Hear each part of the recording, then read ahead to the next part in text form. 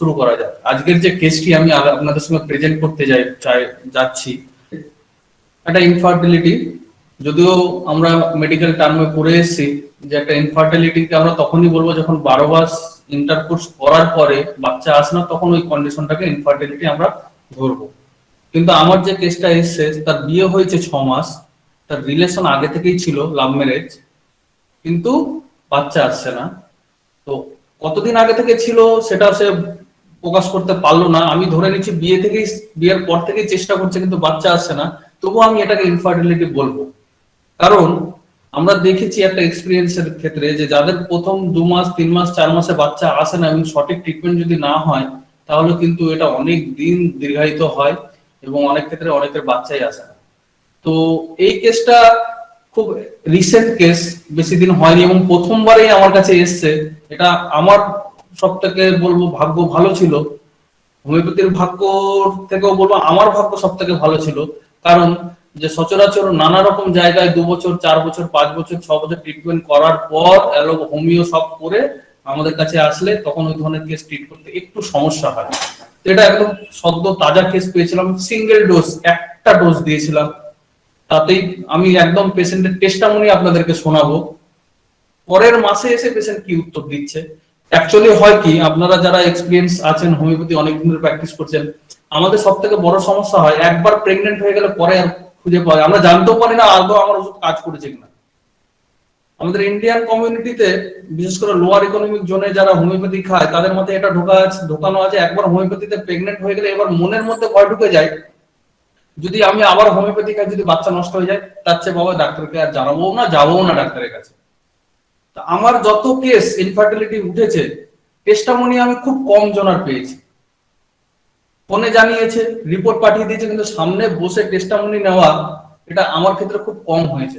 যদিও এখনো অব্দি ইনফার্টিলিটি কেসে আমার ফেলিওর নেই, কিন্তু যে কটা টেস্টামনি আমি পেয়েছি সেই কটাগুলোই আপনাদের, সেই কেসগুলো আপনাদেরকে তুলে ধরাবো। কারণ আমরা প্রমাণ ছাড়া, সাইন্টিফিক প্রুফ ছাড়া কোনো কেস আমরা দেখাই না বা আমরা প্রেজেন্ট করি না আপনাদের সামনে। তো এটা একদম সদ্য কেস ছিল, সিঙ্গেল ডোজ দিয়েছিলাম। কেসটা দেখুন, বোঝার চেষ্টা করুন, আর হচ্ছে যখন কেস দেখবেন তখন মাথা ব্ল্যাঙ্ক করে বসুন। আমি যেটা করি, কোনো রুব্রিক ভাবার দরকার নেই, রুব্রিক ভুলে যাব, পরে মনে পড়বে না কি বললো পেশেন্ট, চিন্তা করার দরকার নেই। পুরোটা মন দিয়ে শুনুন, 5 থেকে 7 মিনিট সময় নিন, পারলে একদিন সময় নিন, পেশেন্টকে বাড়ি পাঠিয়ে দিন। কি বললো, কি কথাটা পার্টিকুলার বলেছে সেটা নয়, তার বলার টোনটা কি ছিল, সে কি বোঝাতে চাইলো, এইটুকু বোঝার চেষ্টা করুন এবং অ্যানালাইসিস করুন। আমরা কথাটাকে ধরি, কথাটাকে ধরবেন না, সে সেই কথার মাধ্যমে কি বলতে চাইলো সেইটুকু বোঝার চেষ্টা করুন, অ্যানালাইসিস করুন, ওষুধ দিন, দারুণ কাজ হবে। একটা কেস আমি দেখাবো, ওটার টেস্টামনি এখনো বাকি আছে। মানে শুধু আমাকে ফোন করেছিল যে আমি প্রেগনেন্ট হয়ে গেছি, কিন্তু এখনো সে আমার সামনে আসেনি। তাকে আমি আসতে বলেছি, আমি বলেছি ভয় নেই, আপনার ট্রিটমেন্ট করবো না, আপনি শুধু এসে আমার সামনে একটু দেখা করে যাবেন। আমি স্যার তার টেস্টামনিটা পেলে সেই কেসটা দেখো, 10 বছরের ইনফার্টিলিটি, 10 বছর, সিঙ্গেল ডোজ, মানে মিরাকেল মনে হবে। আমি ফলো আপও দেখাবো, 2টো ফলো আপ দিতে হয়েছে, ভদ্রমহিলা প্রেগনেন্ট। যেহেতু টেস্টামনিটা নেই, আমি ওই কেসটা আজকে দেখাচ্ছি না, যেটা টেস্টামনি আছে সেই কেসটা আপনাকে দেখাবো। আর ওই টেস্টামনিটা আমি যদি সামনের সপ্তাহে পেয়ে যাই বা 2 সপ্তাহ পর যখনই পাবো, আমি এই শনিবারের ক্লাসে আপনাদেরকে দেখাবো 10 বছরের ইনফার্টিলিটি, 2টো সিটিং এ দিতেই প্রেগনেন্ট হয়ে গেছে। তো চলুন আমরা আগে কেসটা দেখে নিই। প্রেগনেন্সির ক্ষেত্রে, ইনফার্টিলিটির ক্ষেত্রে আমরা প্রথমেই ঘাবড়ে যাই, এত গাইনিক ডাক্তার দেখিয়েছে, হোমিওপ্যাথি খেয়েছে, আমি কি ওষুধ দেবো। সিম্পল, চিন্তা করার কথা নয়, আমরা চিন্তা করবো না। প্রেজেন্ট, প্রিডমিনেন্ট, পারসিস্টেন্ট, আমার সামনে এক প্রেজেন্ট পেশেন্ট কি চাইছে আমার কাছে, এইটুকু যদি আমরা বুঝতে পারি তাহলে আমাদের যথেষ্ট। What ever may be the medicine, what ever may be the potency, potency নিয়েও অত মাথা ঘামানোর দরকার নেই। আপনার কাছে 6 নেই 30 আছে 30 দিন, 30 নেই 200 আছে 200 দিন, 1M নেই 10M আছে 10M দিন, মেডিসিনটা থাকলেই হবে। একটা ডোজ দিন, এনাফ। এবং ইনফার্টিলিটির কেসগুলো খুব সুন্দর উঠছে হোমিওপ্যাথিতে, কিন্তু দুঃখের বসে টেস্টামনিগুলো আমরা পাই না, যার জন্য আমরা সব ধরনের কেস আপনাদেরকে দেখাতে পারি না। তো আজকে পেয়েছি, আজকে আপনাদেরকে আমি দেখাবো। চলুন আমার ভিডিও শুরু করা যাক। কেসটা দেখবেন, মন দিয়ে শুনবেন, অ্যানালাইসিস করবেন, আমি তো ব্যাখ্যা করেই দেবো। আমি স্ক্রিন শেয়ার করতে চলেছি। Fantastic case.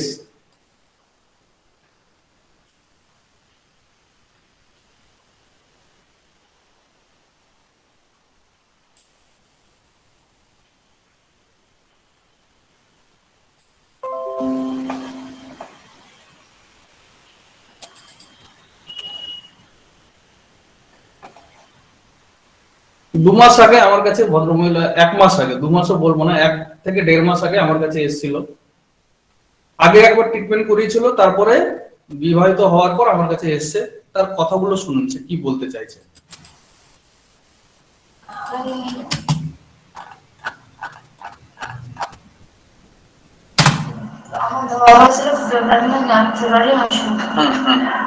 সেটা খুলে দাও।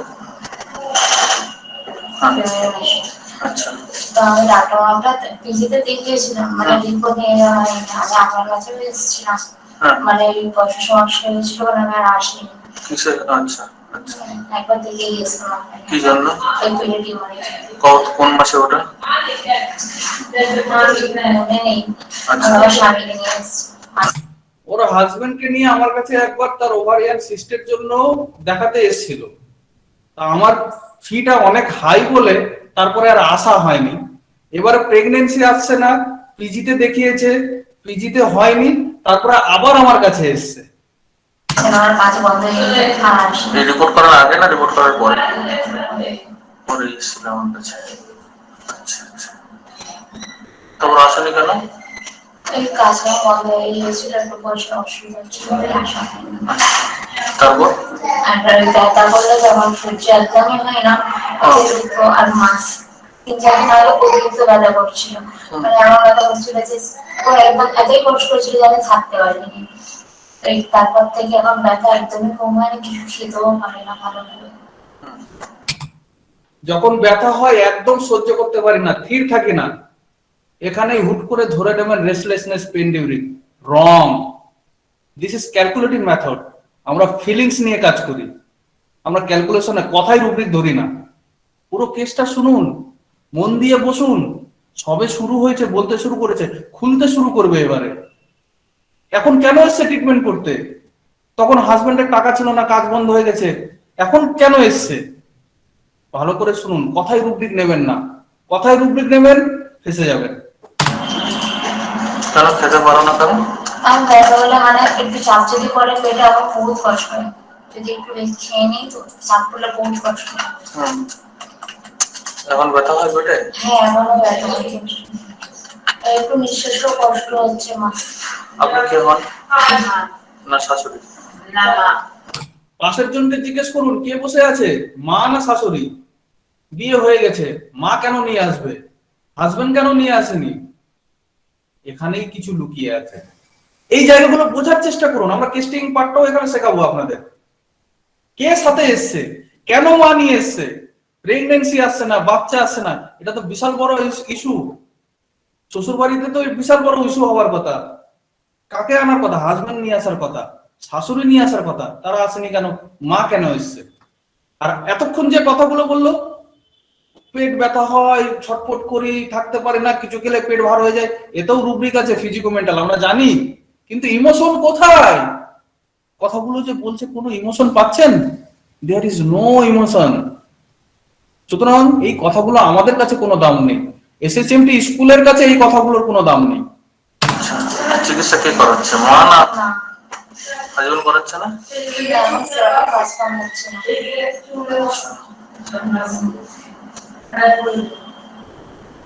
আমার হার্টের কাজ তো ঠিকঠাক হচ্ছে না।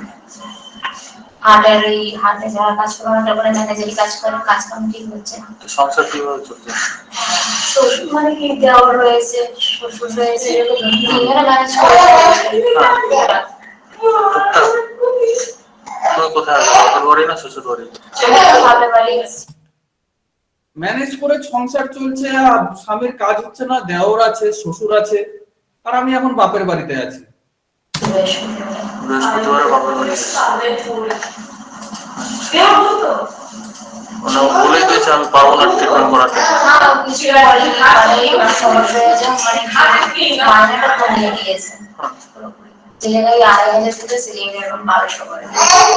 যেখানে কাজ করতো 2,500 দিত, সেখানে লকডাউনের জন্য কাজ বসে গেছে বলে 1,200 টাকা করে দিচ্ছে আমার হাজবেন্ডকে।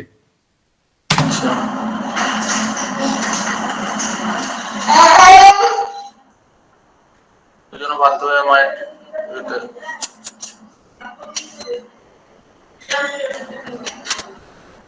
বলো কি সমস্যা হচ্ছে এখন? তো ব্যথা করলে একদম সহ্য হয় না, না বসতে পারবো না, আর বেশিক্ষণ বসেও থাকতে পারি না, বেশিক্ষণ দাঁড়িয়েও থাকতে পারি না। আর বহু কষ্ট হয়, মানে আমাদের ব্যথাটাই সহ্য হয় না। বাইরে যন্ত্র ও সহ্য হয় মানে কি হয়?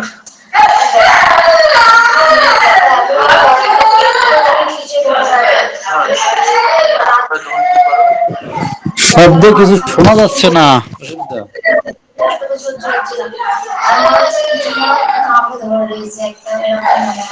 কিছু জন পেটের মধ্যে কামড়ে ধরে রয়েছে, ব্যথা হলে একদম সহ্য করতে পারি না। সব ফিজিকো মেন্টাল, এগুলো রুব্রিকের, এগুলো কোনো ফিলিংসই নয়, এটা যা ঘটছে তার সাথে তাই বলছে। এখনো ইমোশনে ঢুকেনি, এতক্ষণ কি বলছে, ফ্যাক্ট বলছে, ফ্যাক্ট। এই জায়গাগুলোকে বুঝতে হবে। এতক্ষণ ফ্যাক্ট বলছে, কেন এতদিন পর ডাক্তারখানায় এসে, এতদিন কোথায় গেছিল, এগুলো ফ্যাক্ট। ইমোশনে তো আমি এখনো ঢুকিনি, আমি তো খোঁচা মারিনি এখনো। আগে পুরোটা শেষ করুক, তারপরে আমি খোঁচা মারবো, তারপরে তার ইমোশন পাবো। আচ্ছা, তো তোমার যে ট্রিটমেন্ট বন্ধ ছিল এতদিন?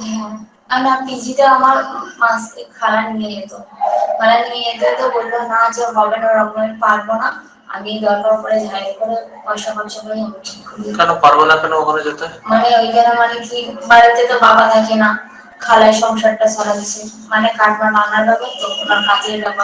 কাদের সংসার?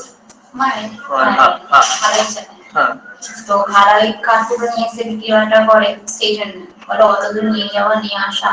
এই ছোট বোনকে পিজিতে দেখানো হয়। ছোট বোন তো যায়? হ্যাঁ, ছোট বোনটা যায়, ছোট বোনের ডেট আমাদের আলাদা, আমার ডেট আলাদা। আর ওইখান থেকে এলে স্বামী বারবার মানে মাসের পর 2 সপ্তাহ 3 সপ্তাহ পর পর 1 সপ্তাহ পর পর ডাকে, তো সেটা মেনে সমস্যা, ওখান থেকে আসতেই হয়, তাই না। এখানেও এক সমস্যা, মা নিয়ে এসছে চিকিৎসা করাতে, কিন্তু এদের সংসার আবার কে চালায়, এর খালা মানে মাসি। This is amazing. এবার তো ঢুকছে ইমোশনে। মায়ের সংসার, বাপের বাড়ির সংসার কে চালায়, মাসি চালায়। মাসি আবার কি করে, শুধু সংসারের খরচা দেয় না, তার ছোট বোনকে অসুস্থ, তার পিজিতে নিয়ে যাওয়া নিয়ে আসা তাকে করতে হয়, তার একটা ডেট পরে আবার একে ডেট নিয়ে যাবে, এর হচ্ছে না, ডেট মিলছে না, একই ডেটে হচ্ছে না, এবং মাসি ছাড়া এ যেতেও পারবে না, হাজবেন্ড তো নিয়ে যাবে না, হাজবেন্ডের ইনকাম কম, তাই জন্য সে আমার কাছে এসেছে। ওদিকে শ্বশুর বাড়ি থেকেও ইনকাম কম, এদিকে বাপের বাড়িতেও ইনকাম কম, এদিকে মাসি ট্রিটমেন্ট করাতে চাইছে বলেই সে কিন্তু ট্রিটমেন্ট করাতে এসেছে। মানে মাসের পর মাস যাও আমি কিছু বলবো না, 1 মাস পর পর যাও আমি কিছু বলবো না, কিন্তু প্রতি সপ্তাহে যেতে দেবো না। কে বলছে? আমার স্বামী। কেন? না, ও সহ্য করতে পারে না কিছু, যে না ডাক্তার থাকবো কিছু। কেন সহ্য করতে পারে না? মাসের আগে বিয়ের আগেও ঠিক দেখাতে, কিন্তু এখন দেখাতে চায়, এখন আসতে হলে মানে কি ও সহ্য হয় না। তো তুমি খালার সঙ্গে কেন যাবে পিজিতে, স্বামীকে নিয়ে যাবে? কাজ ছুটি হয়, মানে কি মঙ্গলবার করে যেতে হয়, তো মঙ্গলবার করে চাকরি থাকে। তো সহ্য হয় না কেন? কি করে বলবো, কি জানি, বলে না আমি নিয়ে যাবো, কিন্তু ও নিয়ে যাবে বলে, কিন্তু নিয়ে আসতে চায় না। তো তুমি ও একবার এখানে এসেই হয়ে গেছে। কি হয়ে গেছে? ওরা একবার এসে বুঝতে পেরে গেছে না এত খরচা। তো তুমি কিছু বলো না যে আমার শরীরটা শরীর না? বললেও তো তুমি স্বামী পিজিতে নিয়ে যেতে চায় না, ও কাজে ব্যস্ত থাকে, কাজের ক্ষতি হবে বলছে, মাসে একবার হলেও নিয়ে যাব, কিন্তু পিজিতে যেতে গেলে ওই সপ্তাহে 1 দিন বা 2 সপ্তাহ ছাড়া ছাড়া যাবে, আমার সময় হবে না। আর এই ডাক্তারের কাছে, আপনার কাছে একবার এসেছিলাম, একবার আপনার ভিজিট দেখে ওর মাথা ঘুরে গেছে, তারপরে আর আমাকে নিয়ে আসেনি। এবার আমি জিজ্ঞেস করছি, তাহলে তুমি কি বলতে চাইছো, বলো, কি কি তোমার মনের কথা। কিচ্ছু বলো আমি কিন্তু ডিরেক্ট বলে কি, দেখুন আমার প্রশ্নটা দেখুন, আমি কিভাবে প্রশ্ন করি। না। বুঝতে পেরে গেছে না এত খরচা। কিভাবে বলছে, টোন অফ দা পেশেন্ট, কিভাবে বলছে না এত খরচা, কিভাবে বললো পেশেন্ট এই কথাটা, ভালো করে অবজার্ভ করুন, আমরা শুধু ভার্সনে চলে যাই, কিভাবে বললো।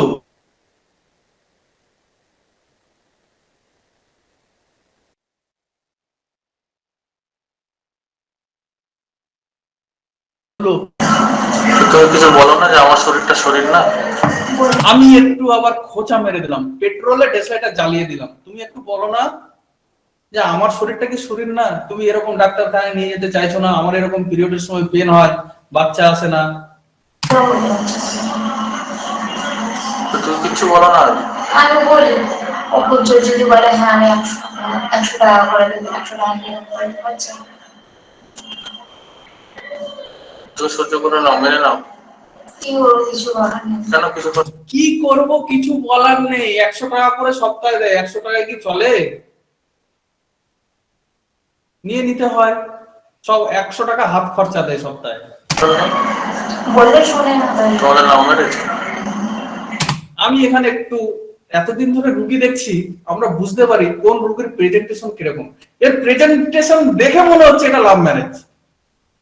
তাই জন্য আমি এখানে ডিরেক্ট প্রশ্ন করলাম, এখানে কোনো অন্যায় নেই, এটা কোনো লিডিং কোশ্চেন নয়, এটা কোনো কেস ওরিয়েন্টেড কোশ্চেন নয়, এটা কেসে ঢোকার জন্য এন্ট্রি পয়েন্ট। আমি যাতে আর বেশি সময় নষ্ট করতে না হয়, ডিরেক্ট জিজ্ঞেস করলাম তোমাদের কি লাভ ম্যারেজ? পেশেন্ট বলছে হ্যাঁ। বিয়ের আগে সব করেছিল, রিপোর্টও করেছিল, নিয়ে যাওয়ার থেকে সবই করেছিল। বিয়ের পর থেকে ভুল হচ্ছে। কি করছে বিয়ের পর থেকে? বিয়ের পর থেকে আসা বন্ধ করে দিচ্ছে, বন্ধ করে দিচ্ছে। তুমি সহ্য করে যাচ্ছ কেন? কি করবো, বললে শোনে না কথা। মানে বিয়ের আগে সব করতো, ডাক্তার দেখানো, কাপড় কিনে দেওয়া সব করতো, বিয়ের পরে কিচ্ছু করে না। আমি বলছি তুমি সহ্য করছো কেন? কি করবো? বাড়িতে থাকে না, সকালবেলা 10টার সময় কাজে বেরিয়ে গেলে ট্রেনটা ঠিক করে আসে, খাওয়া দাওয়া করে চলে যায় 2টার সময়, রাত্রি 10টায় আসে। সম্পর্ক তোমাদের মধ্যে ঠিক আছে?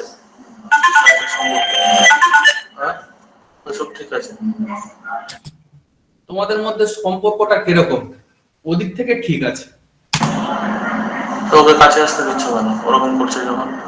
এবার আমিও এই জায়গায় খোঁচা মারবো, এবং খোঁচা মারবো কারণ পেশেন্ট আমার সঙ্গে এতক্ষণ এক্সপেন্সিভ হয়ে গেছে, সে বুঝে গেছে আমি কি ধরনের প্রশ্ন করছি, সে ফ্রেন্ডলি হয়ে গেছে। এখন আমি যদি কিছু প্রশ্নও করি কেস ওরিয়েন্টেড, আশা করি রুগী আমার কথায় রাগ করবে না। আমি ডিরেক্ট প্রশ্ন করলাম তুমি ওকে কাছে আসতে দিচ্ছ কেন, তোমার সঙ্গে এরকম করছে। এবার উত্তরটা শুনুন। না আসতে দিলাম আর ফির ঝগড়া ঝাঁটা। মানে তোমাকে একটাই কথা যে আমি, হ্যাঁ আমাকে বলছে বলে বিষ খেয়ে মরে গেলাম। আমাকে বলছে বলে বিষ খেয়ে মরে যা, আমাকে বলছে বলে বিষ খেয়ে মরে যা, এইভাবে উত্তর। টোন, এই কথায় কে কিরকম ভাবে বলে, আমরা ভার্সনে চলে যাই। কিভাবে বললো পেশেন্ট সেটা অবজার্ভ করা ছেড়ে দিই। পেশেন্ট কিভাবে বললো, বলে তুই বলে বিষ খেয়ে মরে যা, কিভাবে বললো পেশেন্টটা এই কথাটা, এটা হচ্ছে খুব গুরুত্বপূর্ণ। এই জায়গাগুলো আমাদেরকে খেয়াল করতে হবে।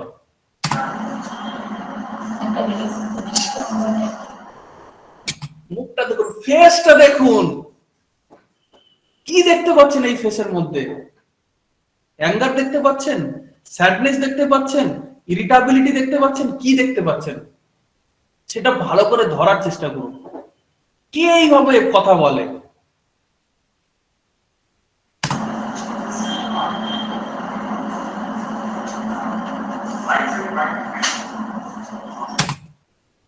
ও চুপচাপ, আমিও চুপচাপ। তুমি সহ্য করে নিচ্ছ কেন? ছেড়ে দিচ্ছ না কেন? ছেড়ে দিচ্ছ না কেন? কি করব, কিছু উপায় নেই। আমি বুঝতে পারছি আপনাদের মাথায় অনেক মেডিসিন চলে এসেছে, কিন্তু এখানে সারপ্রাইজ আছে, ওয়েট করুন। কেন উপায় নেই কেন? ছেড়ে দিলে লোকের টানা শুনতে হবে। ছেড়ে দিলে লোকের টানা শুনতে হবে মানে লোক যে কথা শোনাবে শুনতে হবে।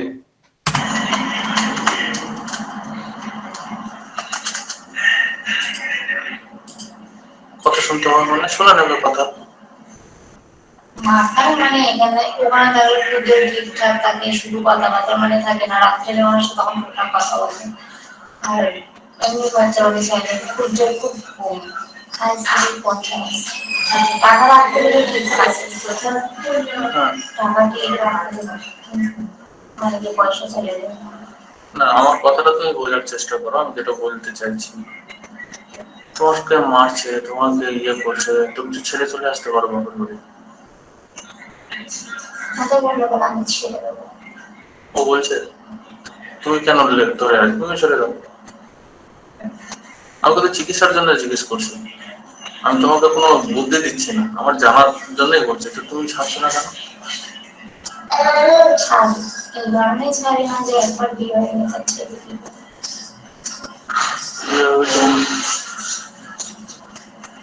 বিয়ে হয়ে গেছে বলে চলতে হবে? হ্যাঁ, কি ওর মা বলি ফেলেছে একটা কেস নিয়েছে, লাভ করে চলে যায়। প্রথমে বললো কি করো, বিয়ে হয়ে গেছে, ছাড়া যায়। তারপরে কি বলছে 40,000 টাকা ক্যাশ নিয়েছে আমার মায়ের কাছ থেকে। কেস কিন্তু ঘুরে গেল। কেস নিয়ে বিয়ে হয়েছে।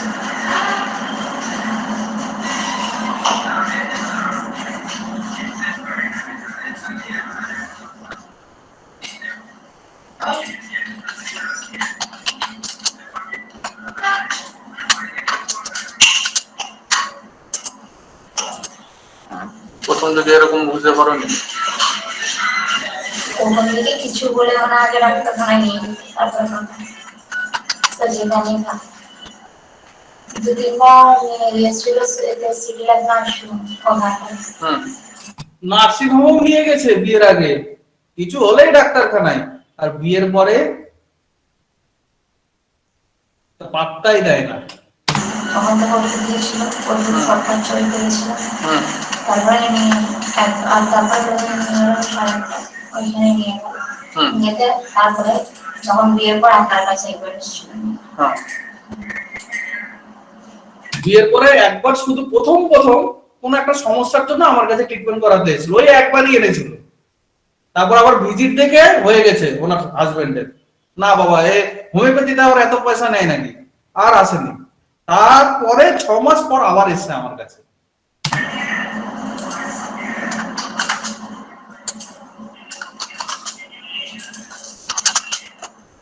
তুমি বলতে চাইছো যেহেতু আমি জড়িয়ে গেছি এখন বেরোনো যাচ্ছে না, তোমারও ইচ্ছে নেই সত্যি কথা মন থেকে? ইচ্ছেটা একদমই নেই যে একবার বিয়ে হয়েছে কখন কেন হবে, এমনি পাড়ার মানুষ আমি নিলে আমার স্বামীকে কিছু বলবো না, মা বাবার সামনে বলবো, মা বাবা যখন মা বাবা বুঝতে পারবেন।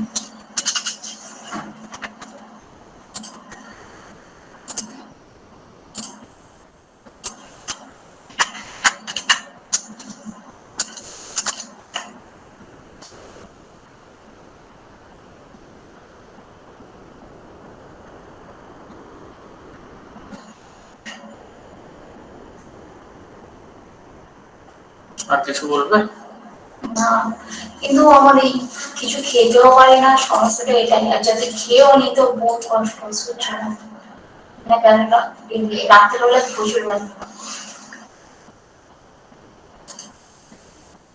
রাত্রে বলে আমার কনফার্ম হয়ে গেছে মেডিসিন। এবার কিছু কিছু জায়গায় আমি একটু যা ছুঁয়ে ছুঁয়ে লিড করেছি, কারণ আমি কনফার্ম আমি ওই মেডিসিনে পৌঁছে গেছি। এবার সেই জায়গায় আছে না সেই জায়গা থেকে সরে গেল, আমাকে এই জায়গাটা কনফার্ম করতে হবে। এই এত দূর অব্দি আমার মেডিসিন কনফার্ম হয়ে গেছে। এবার আমি চেষ্টা করব সরানোর, যে এই জায়গা থেকে সরছে কি সরছে না। তার যে প্রেজেন্টেশন, সে যেভাবে যে টোনে কথা বলছে সেই টোনটা চেঞ্জ হচ্ছে কিনা, অনেক রকম ভাবে আমি তাকে ইনস্টিগেট করার চেষ্টা করব। ব্যথাটা মানে রোজ রাত হলেই ব্যথা বেশি।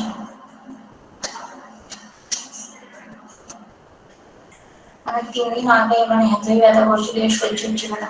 আমাকে বলেছিলাম, বলে যদি বিষ খাই দোকান থেকে বিষ কিনে খেয়ে নি। ব্যথা হয়েছিল 3 দিন আগে, এত ব্যথা হয়েছে, আমি যখন ওকে বলি ও বলছে বিষ কিনে খেয়ে নে। কিভাবে বললো? এই জায়গাটা আপনারা স্কিপ করে যান, আপনারা কথা ধরে এবার রুগীকে চলে যান। আমরা সেটা করি না।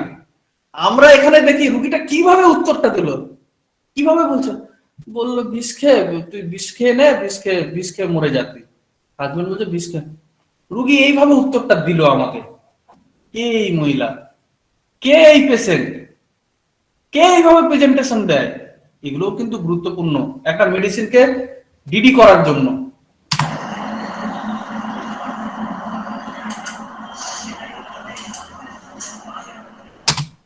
প্রেজেন্টেশনটা দেখুন, অ্যাট প্রেজেন্ট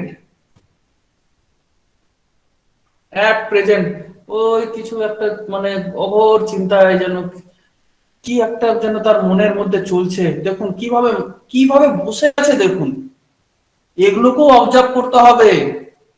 হোমিওপ্যাথি ডাক্তাররা ফি বেশি তখনই নিতে পারবে আর তখনই মজা হবে পেশেন্ট দেখে, আধ ঘন্টা 1 ঘন্টা 1.5 ঘন্টা ধরে, যতদিন না আপনারা অবজারভেশন পাওয়ারটা বাড়াচ্ছেন। চিন্তা করবেন না, রুগীর অভাব হবে না। আর পেশেন্ট পয়সা প্রথমবার আসেনি, পরে আবার এসে জানে এই ডাক্তারের কাছে সেরেছে অনেক রুগী। আপনার কোয়ালিটি থাকলে আপনার চিন্তা হবে না যে আজকে পেশেন্ট পাবো কি পাবো না, ফি বাড়ালে পেশেন্ট যদি চলে যায়, এইসব চিন্তার দিন শেষ হয়ে যাবে। ভালো করে শিখুন, অবজারভেশন পাওয়ারটাকে বাড়ান।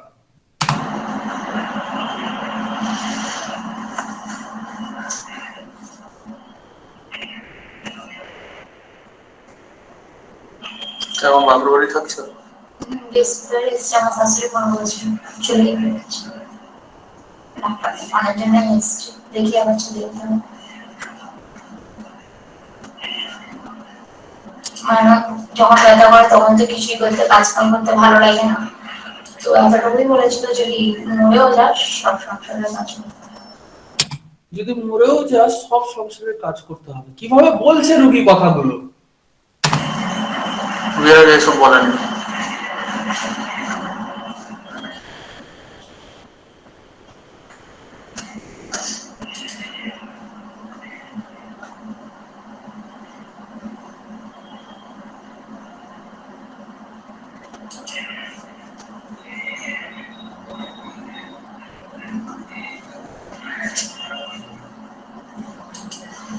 আচ্ছা আচ্ছা,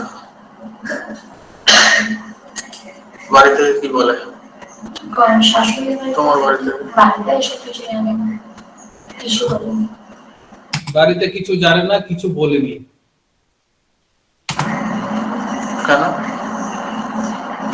বললে মা বললো আমারই দোষ, দোষটা আমারই দেবে না বলেছিল। আমি বলেছিলাম আমি করবো, এই করবো, আমি বিয়ে হয়ে গেলে সব কিছু ওই করতে চাইবো, ডাক্তার দেখো সবই ওই করবো। ঘুরে ফিরে ওই কথাতেই নিয়ে যাচ্ছে আমাকে, ঘুরে ফিরে এই জায়গাগুলো তো দেখতে হবে। বিয়ের আগে সব করতো, বিয়ের পরে কিছু করে না, বিয়ের আগে সব করতো, বিয়ের পরে কিছু করে না। মাকে বললে মা আমারই দোষ, আমাকেই দোষ দেবে, তুই তো বিয়ে করেছিলি দেখে শুনে, তাই বাড়িতেও বলিনি। হুট করে চলে যাবেন সিক্রেটিভে, এটা সিক্রেটিভ নয়। কেন বলছে না বোঝার চেষ্টা করুন, খোঁচা দিন। বলে দিল 2 লাইন, আপনি কেস টেকিং করে রুগীকে কিছু প্রশ্ন করেনি, কিচ্ছু জিজ্ঞেস করতে হয়নি, আমি ওষুধ দিয়ে দিয়েছি। প্রসেসিংটা রং। কেস টেকিং এর কোনো ফরম্যাট হয় না, বাট কেস টেকিং এ কোন জায়গায় খোঁচা মারতে হবে এটা কিন্তু আপনাকে শিখতে হবে, ঘুরে ফিরে ওই জায়গাতে। আমার ঘরে এরকম চেঞ্জ হয়ে গেছে।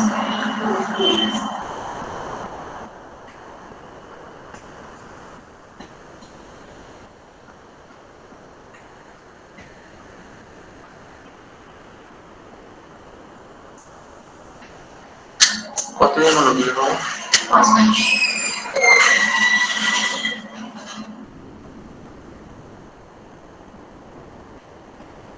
পিরিয়ড ঠিকঠাক হচ্ছে? ওটা এবারে মাস, এই মাস না, এই মাসে তার আগের মাসে প্রচন্ড হয়েছিল, মানে এরকম আগে কোনো দিন হয়নি।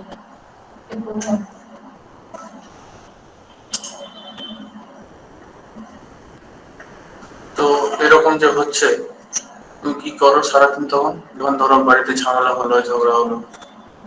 ওটা বেরিয়ে যায়, আমি আমার সংসারের কাজ নেই, শাশুড়ি হাতে জোগাড় করতে হবে, কিছু বলে দিয়েছি সমস্যা খোঁজ নেবে।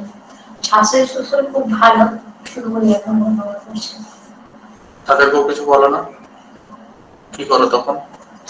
কিছু হয়তো চুপচাপ নিজের মধ্যে একদম, যেরকম একা বসে ওরকম এখানে কেন কিছুই ঘটে না?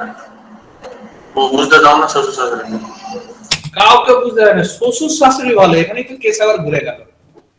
স্বামী এরকম করে, কিন্তু শ্বশুর শাশুড়ি আবার ভালো। কিন্তু আমার যখন কষ্ট হয়, আমার সঙ্গে আমার স্বামী যখন খারাপ ব্যবহার করে, আমি চুপচাপ একা বসে থাকি, কাউকে বুঝতে দিই না। ও আমার নামে বলে, কিন্তু আমি কিছু বলিনি। তো একা যখন থাকো এই নিয়ে ভাবো তো, চিন্তা করো তো, বলো না শ্বশুর শাশুড়িকে।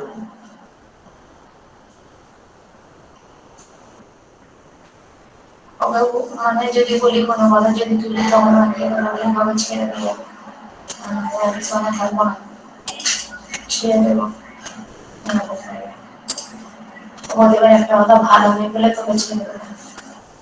আমার তুই কি মহারূপী নাকি যে তোকে সবসময় নিয়ে আমাকে সংসার করতে হবে? বাচ্চাটা একদমই দেয় না, মাত্র 50 টাকা করে, তাও 1 মাস পর পরে। আমার ছেলে লাগবে, 1 মাস চালাতে হবে চেষ্টা।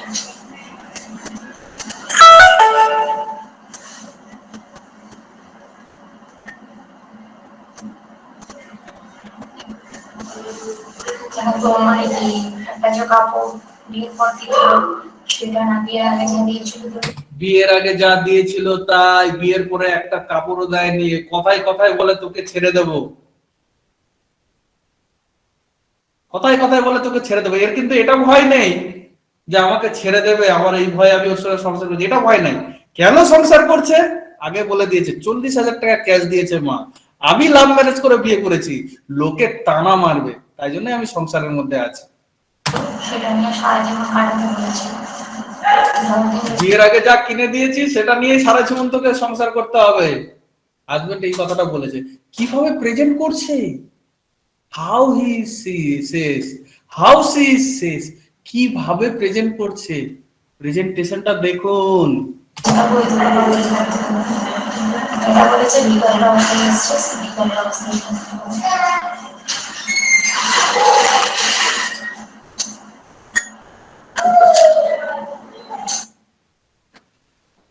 একটাই ফলো আপ, পেশেন্টের টেস্টামনি শুধু দেখাবো, রিপোর্ট ফিপোর্ট আর অত ঝামেলায় যায়নি, কারণ অনেক সময় চলে যাবে। একটাই দেখুন, ওই পেশেন্টের কি প্রেজেন্টেশন ছিল, এখন কি presentation. This is the beauty of homeopathy. কারণ পেমেন্ট তখনকার মেকআপ করে এসছে, একটা ফলস প্রেজেন্টেশন নিয়ে এসছে, এখন রিয়েল এসছে, রিয়েল যেটা হওয়া উচিত এই ধরনের সমস্যায়। দেখুন, কোনো লিপস্টিক নেই, কোনো ফেসে কোনো ইয়ে নেই, দেখুন এখন কিভাবে এসছে, এবং কথাগুলো শুনুন কি বলছে। প্রেগনেন্ট? বাহ, একবার ওষুধ খেয়ে কারণ পেমেন্ট প্রেগনেন্ট? বাহ, একবার ওষুধ খেয়ে। আমার থেকে খুশি আর কেউ হয়নি তার কথাটা শুনে, যেন আমি আবার বাবা হতে চলেছি। সত্যি এটা খারাপ ভাবে নেবেন না। সব ডাক্তাররা যে কটা ইনফার্টিলিটি সরাতে পারবেন, পেশেন্ট এসে যখন বলবে না, এই ফিলিংটাই হবে ও কি খুশি, ওর থেকে বেশি খুশি আমি। আমি যখন প্রথম বাবা হয়েছিলাম, আমার যখন মেয়ে হয়েছিল, তখন যেরকম খুশি হয়েছিলাম, যখন কোনো পেশেন্ট এসে বলে আই এম প্রেগনেন্ট, তখন আমি সেই ধরনের খুশিটা অনুভব করি। পেশেন্টের খুশি দেখুন। আলহামদুলিল্লাহ। কতদিন প্রেগনেন্ট হচ্ছিল না? না, কতদিন ছিল না, হচ্ছিল না? 5 মাস। 5 মাস ধরে প্রেগনেন্সি আসছিল না, একবার ওষুধ খেয়ে প্রেগনেন্ট। বাহ। এখন ওখানে কেউ জানে না। কেন? জানেনি, গিয়েছিলাম জানাতে কালকে, মানে একটু ননদ ফোনে দিচ্ছি তো, ননদটাও ভালো না, আমি ঝগড়া করে আমি চলে এসেছি। কি আর করা যাবে বলো? আমিও ভালো না, ননদও ভালো না, কিন্তু ননদের কথা আগের দিন বলেনি, এখন বলছে। আর এইসব তাই মাকে বললাম যে আমার স্বামীর সঙ্গে কথা বলতে। আর বাকি কথায় যাব না। আমি আবার কেসটিং করেছি এখানে, তার যে প্রেজেন্টেশনটা প্রথম দিন ছিল সেটা বোঝার চেষ্টা করেছি, টোনটা কতটা চেঞ্জ হলো, অনেকটা চেঞ্জ হয়েছে, সেই কথাগুলোই বলছে, কিন্তু তার মনের মধ্যে অনেকটা চেঞ্জ, তার মরবিডিটিটা অনেকটা কমে গেছে। আর স্বামী শ্বশুর খুবই ভালো, ওই মেয়ে ভালো না। তখন কিভাবে বলেছিল, এখন কিভাবে বলছে, ওই মেন ভালো না, মানে এখন আর কোনো ব্যাপার না। শাশুড়ি শ্বশুর অনেক ভালো, ওই মেন ভালো না। তখন কিভাবে বলেছিল প্রিভিয়াস ভিডিওতে, এখন কিভাবে বলছে, এগুলোকে অবজার্ভ করুন। না তাই তাই তো।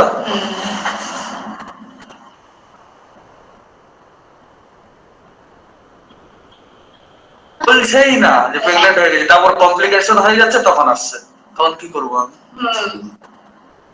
ঠিক আছে? কোনো অসুবিধা হবে না? আমার ওষুধ খেয়ে প্রেগনেন্সি আসলো আর আমার ওষুধ খেয়ে অসুবিধা হবে? না। যতজন একই প্রবলেম। তুমি এসে বলছো, অনেকে বলছেই না যে প্রেগনেন্ট হয়ে গেছে, তারপর কমপ্লিকেশন হয়ে যাচ্ছে, তখন আসছে, তখন কি করবো আমি? বলতে হবে তো এসে যে হ্যাঁ হয়েছে। একজন 10 বছর পর বাচ্চা এসছে, একজন 10 বছর 10 বছর পর। তোমার 5 মাসে তুমি তাড়াতাড়ি ট্রিটমেন্ট শুরু করলে বলে তোমার 1 মাসে চলে আসলো। ওর ব্যাপারটা হচ্ছে এরকম। হ্যাঁ, আমি এসে ঘুরিয়ে যাচ্ছি, মানে পরশুদিন এসেছিলাম, বন্ধ ছিল। আর কালকে কখন এসেছিলে? সন্ধ্যা। আর এখনো 6 মাস ওষুধ খেতে হবে। গাইনি দেখাও, যা দেখাও আমি জানি না, আমার ওষুধ ধরে যেহেতু হয়েছে খেতে হবে, কোর্স কমপ্লিট করতে হবে, ঠিক আছে? হ্যাঁ, আর জানিয়ে দেবে শ্বশুর বাড়িতে। হ্যাঁ, জানাবো মা। এবারে আমরা অ্যানালাইসিসে যাব। দ্য কেস ইজ সিমিসিফুগার রেসিমোজা। কেউ কেউ আবার এটাকে একটিয়া রেসিমোজাও বলে। এটা আমার সিমিসিফুগা, আমি এইভাবে সিমিসিফুগাকে পাই চেম্বারে। আমার অনেক কেস উঠেছে ইনফার্টিলিটি সিমিসিফুগা দিয়ে। তার মধ্যে একটা যেটা টেস্টামনি পেলাম আপনাদের সামনে প্রেজেন্ট করলাম। This is the peculiar case of Cimicifuga racemosa. আমি ব্যাখ্যা দেব কেন সিমিসিফুগা, সিমিসিফুগার অ্যাডাপ্টেশনটা কোথায়, কেন পেন হয় সিমিসিফুগার কনস্ট্রাকটিভ, আমরা পড়ে এসেছি classically, constructive pain, unbearable pain, scanty menses. Why? আমরা সাইকোডাইনামিক্সে যাব এবারে। Why? ওভুলেশনের সময় কেন পেন হয় সিমিসিফুগার? ফার্স্ট রুব্রিক, যে রুব্রিকটা প্রথম নিয়েছিলাম সেটা হচ্ছে element from disappointment deception. Element from disappointment deception. Element from disappointment deception. তার এলিমেন্ট হচ্ছে তার সমস্যা দেখা দিয়েছে বিয়ের পর থেকে, কি তার ইনপ্রেগনেন্সি, ইনফার্টিলিটি, মেনস্ট্রুয়াল পেন। কেন? ডিসঅ্যাপয়েন্টমেন্ট থেকে এসছে উইথ ডিসেপশন। ব্যাখ্যা করব রুব্রিকটা, ওয়ার্ড মিনিং গুলো আগে লিখে নিন। সিঙ্গেল মেডিসিন সিমিসিফুগা আছে এর মধ্যে। What is this? এই ডিসেপশনের মধ্যে লাভ ডিসঅ্যাপয়েন্টমেন্টও ঢুকে আছে, আমি ব্যাখ্যা করবো এরপরে। What is disappointment? Sadness or displeasure caused by the non-fulfillment of one's hope or expectations. দেখুন, প্রথমেই ডিসঅ্যাপয়েন্টমেন্টের কথাটাই শুরু হচ্ছে স্যাডনেস দিয়ে। পেশেন্টের প্রেজেন্টেশনটাই স্যাডনেস ছিল, যেভাবে বলছে স্যাডনেস হয়ে বলছে, স্যাড হয়ে বলছে। স্বামী বলেছে বিষ খেয়ে মরে যেতে, হেসেই বলছে, কিন্তু স্যাডনেস তো হেসেও প্রকাশ করি আমরা, দুঃখ প্রকাশ করি। তো দুঃখ প্রকাশ করার অনেক রকম ভঙ্গিমা থাকে। বিষ খেয়ে মরে যা, আগে কিনে দিত এখন কিনে দেয় না। আর displeasure caused by non fulfilment of one's hope or expectation. আমার যেটা আশা ছিল, আমি যেটা এক্সপেক্ট করছিলাম বিয়ের পরে, সেটা ফুলফিলমেন্ট হচ্ছে না। যেটা আগে হচ্ছিল এখন হচ্ছে, আগে হচ্ছিল এখন কি হচ্ছে? স্যাডনেস। কোথা থেকে স্যাডনেস আসছে? Non fulfilment of one's hope or expectation. আমার যেটা আশা ছিল, আমার যেটা এক্সপেকটেশন ছিল, কি স্বামীর ভালোবাসা পাবো, স্বামী আমাকে সপ্তাহে 100 টাকা দেবে, স্বামী আমাকে সপ্তাহে মাসে মাসে কাপড় কিনে দেবে, সেগুলো আমার ফুলফিলমেন্ট এখন হচ্ছে না। ডিসঅ্যাপয়েন্ট হয়ে গেছি। আগে দিচ্ছিল এখন দিচ্ছে না। This is disappointment. আমি যেটা এক্সপেক্ট করছিলাম, যখন সেই এক্সপেকটেশনটা হয় না, পাই না, তখন আমরা ডিসঅ্যাপয়েন্টমেন্টে চলে যাই। এবং সেটা প্রকাশ কিভাবে হয়, এটার ফলে কি হয়? শুধু ডিসঅ্যাপয়েন্টমেন্ট জানলে হবে না, ডিসঅ্যাপয়েন্টমেন্টের সাথে স্যাডনেসও থাকে। এটা তার ডেফিনেশনে বলা আছে, ডিসঅ্যাপয়েন্টমেন্টের সাথে স্যাডনেসও থাকে। ডিসঅ্যাপয়েন্টমেন্টের আন্ডারে যতগুলো রুব্রিক আছে, সিমিসিফুগা ম্যাক্সিমামই আছে। আমি এই রুব্রিকটা ধরেছি সিঙ্গেল মেড রুব্রিক, কিন্তু এই রুব্রিকটার দাম তখনই হবে যখনই এর সাথে আমি সাপোর্টিং রুব্রিক নেব। এর সঙ্গে সাপোর্টিং রুব্রিক না নিলে এই রুব্রিকের কোনো দাম থাকবে না। এরকম কথা 1000 জন বলে। 10টা ডোমেস্টিক কেস দেখলে 9টাই এরকম কথা বলে। কিন্তু সাপোর্টিং রুব্রিকের ফিলটা যদি এর সাথে না থাকে, তাহলে এই রুব্রিকের কোনো দাম নেই। আবার ওই সাপোর্টিং রুব্রিকটাই কখনো কখনো মেন রুব্রিক হয়ে যায়, এটা আবার কখনো সাপোর্টিং রুব্রিক হয়ে যায়, তো একে অপরের পরিপূরক হতেই পারে।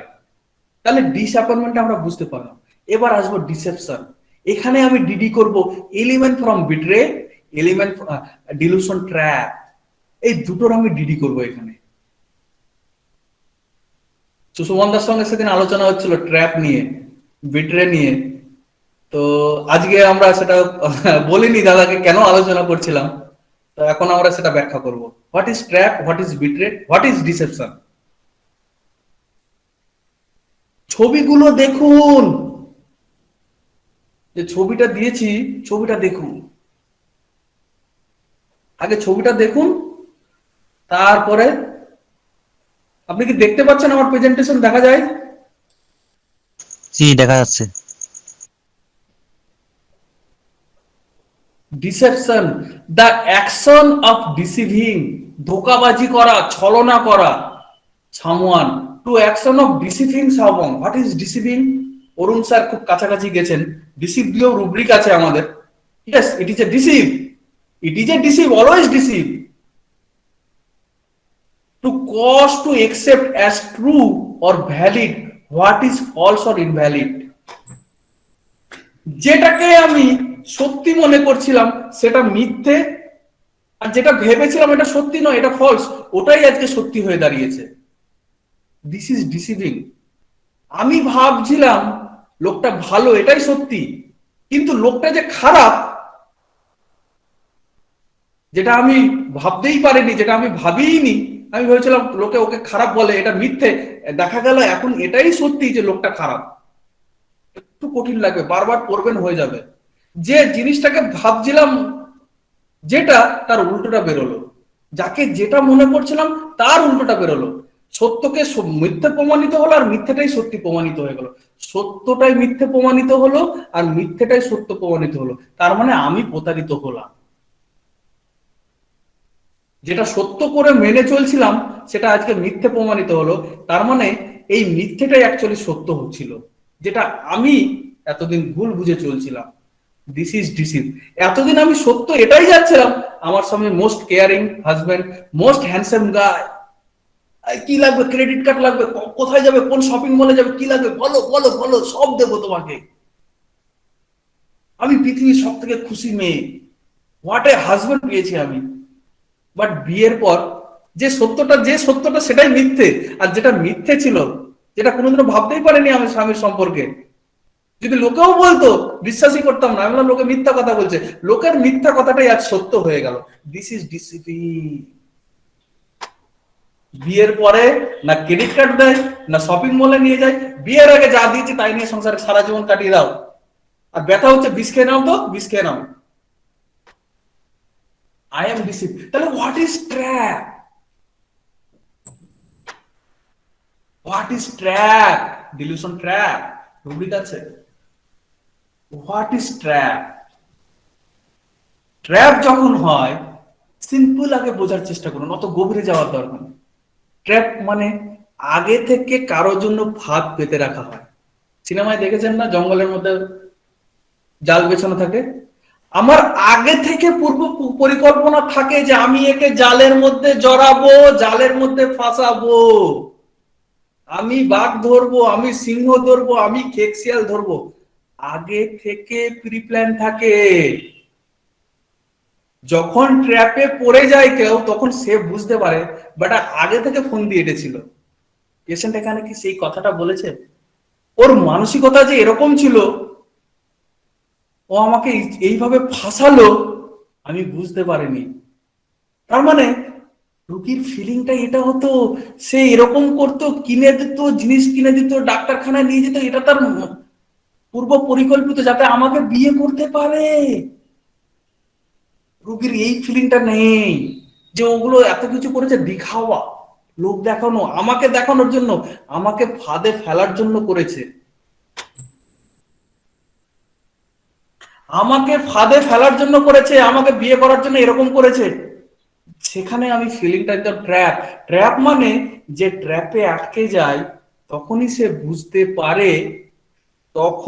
বুঝতে পারে যে আমাকে ফন্দি করে আমাকে জাল বিছানো ছিল আমার জন্য, যাতে আমি জালে এসে পড়ি।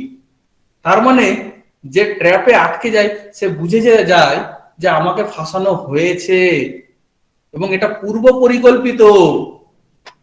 এখানে পূর্ব পরিকল্পিত তো কথা রুগী বলছে না, আগে এরকম ছিল এখন এরকম হয়েছে।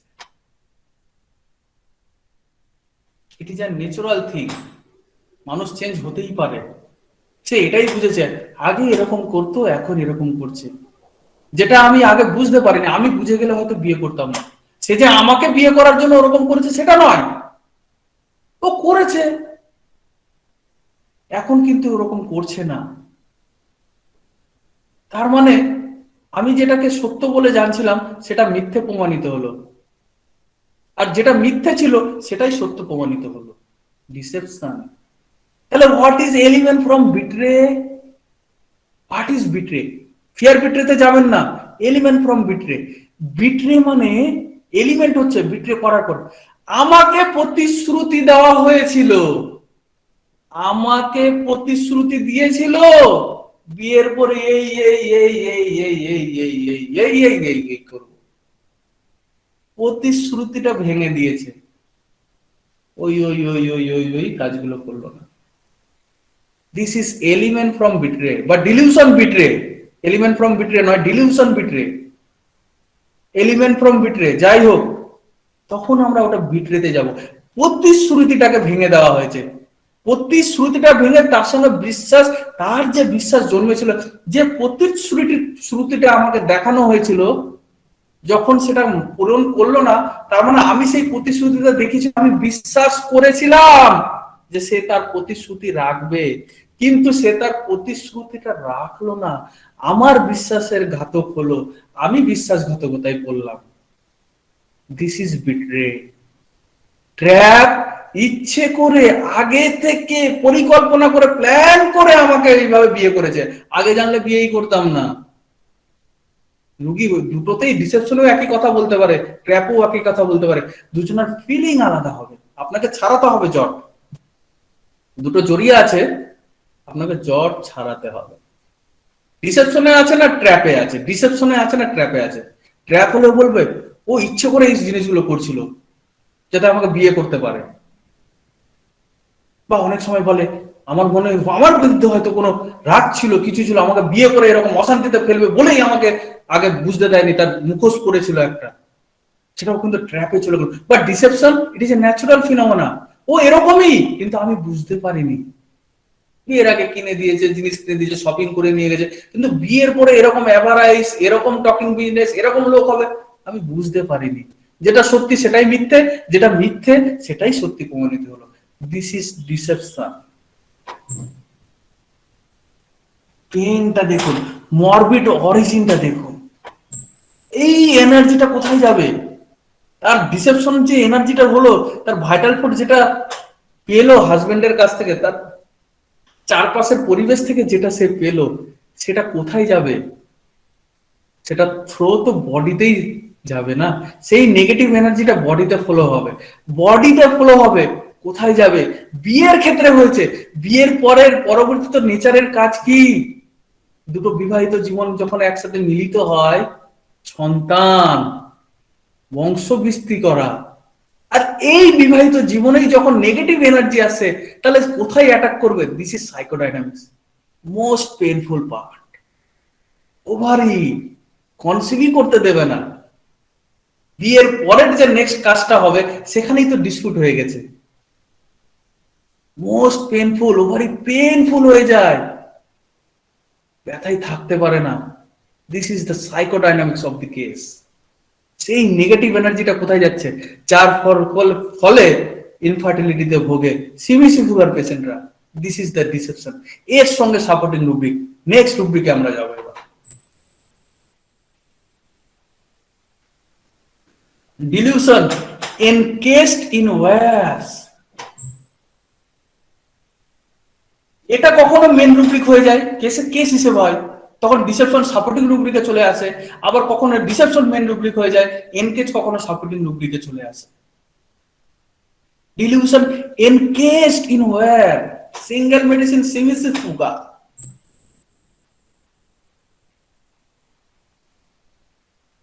একটা খাঁচা, নর্মাল বোঝা, একটা খাঁচার মধ্যে আপনাকে বন্দি করে দেওয়া আছে। আপনার যতই শক্তি থাকুক, আপনার যতই ক্ষমতা থাকুক, আপনি খাঁচাটা ভেঙে বেরোতে পারবেন না। এবং খাঁচাটা যদি আবার কাঁটা তার দিয়ে তৈরি হয়, যখনই বেরোতে যাবেন তখনই আপনার ইনজুরি হবে, তখনই আপনার আঘাত লাগবে। আপনার ইচ্ছে থাকলেও আপনি খাঁচা থেকে বেরোতে পারবেন না। ইচ্ছে থাকলেও খাঁচা থেকে বেরোতে পারবেন না, কারণ এটা তার দিয়ে তৈরি। যত নড়বেন তত ইনজুরি হবে, তত পেন হবে, তত ছিলে যাবে, তত কষ্ট হবে। আমি ডিসেপশন হয়েছি, মায়ের কাছ থেকে 40,000 টাকা ক্যাশ নিয়েছে। আমার শ্বশুর শাশুড়ি ভালো, লোকে টানা মারবে, আমি একটা জালের মধ্যে, আমি একটা খাঁচার মধ্যে বন্দি হয়ে গেছি, যেটা কাটা তার দিয়ে তৈরি। আমি বেরোতে চাইলেও আমি বেরোতে পারবো না। দিস ইজ ম্যারিডের সঙ্গে পার্থক্য। এখানে বেরোতে চায়, ইগনিসিয়া বেরোতেই চাইবে না, রাস্তায় নেই, ডিসকনসার্টেড, ডেসপেয়ার। ও হার মেনে নিয়েছে, ও জানে আমি এখানেই বন্দি, আমি আর বেরোতে পারবো না, এই নিয়েই চলতে হবে, ওকে নিয়েই সংসার করতে হবে। Sensitive moral impression to all, injustice can not support, irritability থাকবে। এখানে বেরিয়ে যাব কোথায়? জেনে শুনে বিয়ে করেছি তো, আমি খাঁচায় ঢুকে গেছি আজকে, এই খাঁচা থেকে বেরোবো কিভাবে? বেরোলেই তো কষ্ট হবে। জেনে শুনে বিয়ে করেছি তো, বেরোলেই তো ইনজুরি হবে। 40,000 টাকা ক্যাশ নিয়েছে, এটাও একটা খাঁচার মতো তার। ওই টাকাটা তো আর আমার বাবা মা ফেরত পাবে না। আমি একটা খাঁচার মধ্যে আটকে গেছি। খাঁচাটা কিসের? সংসারের খাঁচা। ইয়েস, হেল্পলেসনেস ফিলিং নেই। কেন নেই ব্যাখ্যা করবো। চিমিসি ফুগায় হেল্পলেসনেস ফিলিং নেই, কারণ এই খাঁচায় যে আমি ঢুকেছি, এই খাঁচাটা আমি প্রথমে বুঝতে পারিনি। আমার যে এটা হাজবেন্ডের খাঁচা বুঝতে পারিনি, কিন্তু ঢুকেছি তো আমি নিজে। আমি চাইলেই বেরোতে পারি, 40,000 টাকা চলে যাক, চলে যাক, জলে যাক। This is the nature of defiant. কিন্তু ডিফায়েন্ট এর মধ্যে নেই, হায়ার অথরিটিকে অপোজ করছে না। আমি ঢুকেছি, আমাকে এই খাঁচার মধ্যে পিঞ্জরাতে ক্যাদ হয়ে থাকতে হবে। এই ক্যাদখানাটাকে আমাকে মেনে নিতে হবে। তাই জন্য এখানে হেল্পলেস ফিলিং নেই। সিবিসি বুকাতে হেল্পলেস ফিলিং নেই। যদি 8.1 যদি দেখেন, পরে অ্যাড হয়েছে কিনা জানি না, কেন নেই হেল্পলেস ফিলিং অফ? সে হেল্পলেস নয়, সে চাইলে বেরোতে পারে, কিন্তু সে জানে বেরোতে গেলেই, কারণ তার তো ক্ষমতা আছে বেরোনোর, কিন্তু বেরোতে গেলে তো ইনজুরি হয়ে যাবে। কারণ কাঁটা তারের বেড়া, এটা কাঁটা তারের বেড়া। বেরোবো কিভাবে? কাঁটা তার গুলো কি? লোকে তানা মারবে। কাঁটা তার গুলো কি? লাভ ম্যারেজ করে বিয়ে করেছি। কাঁটা তার গুলো কি? আমার মা আমাকে কথা শোনাবে। কাঁটা তার গুলো কি? 40,000 টাকা ক্যাশ নিয়েছে। এগুলোই তো তার কাঁটা তার, চারিদিক থেকে এনগেজ করে আছে তাকে। সিমিসু ফুগা তাই বেরোতে পারে না। দেখুন ছবিটা, দেখুন কিভাবে এনগেজ হয়ে আছে। একটা একটা বাম দিকের ছবিটা দেখুন, বেরোনোর চেষ্টা করলেও বেরোতে পারে না, যতবারই চেষ্টা করে ইনজুরি হয়ে যাবে। সে চায়, সে তো চাইছে, তার ইনার ফিলিং এটা, স্বামী যাতে ভালো হয়ে যায়। কি করবো, আমার শ্বশুর শাশুড়ি ভালো। আমি বললাম তুমি ছেড়ে দাও। সে বলছে বিষ খেয়ে মরে না, মরে যাও। সে একবারও স্বীকার করলো না যে আমি বেরোতে চাইছি, কিন্তু তার একটাও ইচ্ছে থাকে। কে খাঁচার মধ্যে বন্দী হয়ে থাকতে চায়? সেও বেরোতে চায়, কিন্তু বেরোতে গেলে তো এই যে ইনজুরি গুলো হবে, তার এই যে আঘাতগুলো লাগবে, এই কারণে। এবং এই যে খাঁচাটাকে সে বেছে নিয়েছে, যেটা সে প্রথমে বুঝতে পারেনি এটা খাঁচা ছিল, এটা তো সে নিজে বেছে নিয়েছে। এবং সে মনে করছে এই খাঁচাতে থেকে আজকে অন্যের কারণে আমাকে সাফার হতে হচ্ছে। বেঁচেছি আমি ঠিক আছে, কিন্তু আমার হাজবেন্ডের কারণে আমাকে আজকে কষ্ট পেতে হচ্ছে। আমি ডিসেপশন হয়ে গেছি, আমার সঙ্গে প্রতারণা হয়েছে, আমি প্রতারিত, আই এম ডিসঅ্যাপয়েন্টমেন্ট। বাট এই ডিসঅ্যাপয়েন্টমেন্ট যেখানে আছে, সেখান থেকে আমি বেরোতে পারছি না। বেরোতে চাইলেও আমি বেরোতে পারবো না, আমাকে থাকতে হবে। হেল্পলেস ফিলিং এ কি করবো ডাক্তারবাবু? অনেক চেষ্টা করেছি, আমার দ্বারা আর হচ্ছে না। আমাকে সাহায্য করার কেউ নেই, আমাকে এখান থেকে বের করার কেউ নেই। আর এনকেজি নোয়ার বেরোতে চাইলেও বেরোতে পারে না। তার শক্তি আছে, সে বেরোতে পারবে, কিন্তু কাঁটাতারের বেড়া, কাঁটাতারের খাঁচা, সেটা আরো বেশি শক্তিশালী। সে নিজের শক্তি লাগালেও সে সেই যত বেরোনোর চেষ্টা করবে তত জড়িয়ে পড়বে, এবং অলরেডি জড়িয়ে আছে। আপনি যত বেরোনোর চেষ্টা করবেন তত জড়িয়ে পড়বে। ডিভোর্স হয়ে গেলে 40,000 টাকা মার খাবে, ডিভোর্স হয়ে গেলে মা কথা শোনাবে, ডিভোর্স হয়ে গেলে লোকের সমাজের কথা শুনতে হবে, টানা মারবে লোকে, তত জড়িয়ে পড়বো। যত বেরোনোর চেষ্টা করব তত জড়িয়ে পড়বো। আমি তো অলরেডি জড়িয়ে আছি, আর জড়াতে চাই না, আর নড়বো না। This is encaged in wire. আমি জড়িয়ে গেছি, আমি জড়িয়ে আছি, আমি চেষ্টা করলেও বেরোতে পারবো না, বেরোবো না। কারণ যত চেষ্টা করব তত জড়িয়ে পড়বো, তত জড়িয়ে পড়বো যত চেষ্টা করব। একটা ছোট্ট উদাহরণ দিই, এটাও এনকেজি নোয়ারের মতো, এটাই এনকেজি নোয়ার। ছোট্ট উদাহরণ লিখে নিবেন। বৌমার সঙ্গে অশান্তি, শ্বশুরের শাশুড়ির, বৌমা বাড়িতে আসার পর ননদের সাথে, জায়ের সাথে, জয়েন্ট ফ্যামিলি অশান্তি। শাশুড়িকে জিজ্ঞেস করছে আপনি কিছু বলেন না কেন, আপনি মুখ বুঝে সহ্য করে নিচ্ছেন কেন? শাশুড়ি ট্রিটমেন্ট করতে এসে কি বলবো ডাক্তারবাবু, বৌমাটাকে তো আমি নিজেই পছন্দ করে এনেছিলাম, আমার ছেলের পছন্দ ছিল না, আমি এনেছিলাম। তার মানে কি কেজের মধ্যে আমি ঢুকেছিলাম, কিন্তু বুঝতে পারিনি এই কেজ, এটা কেজ ছিল। তাই জন্য এখন আমি এই অশান্তির মধ্যে, এই সংসারের জ্বালার মধ্যে জড়িয়ে গেছি। This is encage in work. আমি বেরোতে চাইলেও কি করে বেরোবো ডাক্তারবাবু? ছেলেকে এখন বলবো ডিভোর্স দিয়ে দে? কারণ পছন্দ তো আমিই করে এনেছিলাম, আমারই পছন্দের বৌমা ছিল এটা। আমি যে জড়িয়ে গেছি ডাক্তারবাবু, আমার তো আর কোনো উপায় নেই ডাক্তারবাবু, আমাকে তো চলতেই হবে এই নিয়ে। This is difference between married and encage in work. এর মধ্যেই থাকতে হবে আমাকে, এটাই মেনে চলতে হবে। লাস্টের ভার্সনটা একবার this is encaged in work. বলেন, বলছি, লাস্ট ভার্সনটা আরেকবার বলেন। ভার্সনে আবার যাচ্ছেন? ভার্সন কেটে যাবে যদি তার স্যাডনেস না থাকে। আমি পরের না, দিকে না, যাব।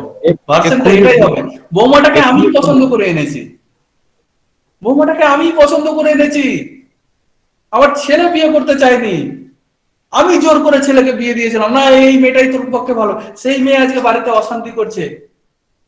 কি করবো ডাক্তারবাবু, মেনে নেওয়া ছাড়া তো উপায় নেই, এই নিয়েই চলতে হবে সারা জীবন। This is not married, this is encage in wire. সে বদ্ধ হয়ে গেছে একটা খাঁচার মধ্যে, যে খাঁচাটা সে বুঝতে পারেনি এটা নিজেরই তৈরি করা খাঁচা ছিল তার, এবং এখান থেকে আর বেরোতে পারবে না। This is difference between married and encaged in wires. Wires কি দিয়ে হয়? কাটা তার দিয়ে হয়। সেই বৌমাটা এখন কাটা তারের বেড়া হয়ে গেছে। ম্যারিডটা কিরকম হবে? এ তো বিয়ে হয়ে গেছে, ডেসপেয়ার হয়ে গেছি, ডিসকনসার্টেড হয়ে গেছে, আমি হার মেনে নিয়েছি। আমি ম্যারিড ডিসকনসার্টেড পড়িয়ে দিয়েছি, যদিও এর আগের ক্লাসে, যদিও প্রশ্ন করলেন জানিয়ে দিই। চেষ্টা করে যাবে বিভিন্ন রকম ভাবে তার সম্পর্কটাকে বাঁচানোর, চেষ্টা করে যাবে যাতে আর এই সম্পর্কটা ভেঙে না যায়। যখন আর পারবে না, ailment from scientific and literally failure, নানা রকম ভাবে চেষ্টা করবে। যখন পারবে না তখন হার মেনে নেবে, হতাশায় চলে যাবে, তখন বলবে অনেক চেষ্টা করলাম, আর হবে না। আরে কি করবো ডাক্তারবাবু, যা বুঝতে পারছি এই রোগটা এখন আমার সঙ্গী হয়ে গেছে, একে নিয়েই চলতে হবে। এখানে হতাশা থাকবে, স্যাডনেস থাকবে না। আমি কি বললাম?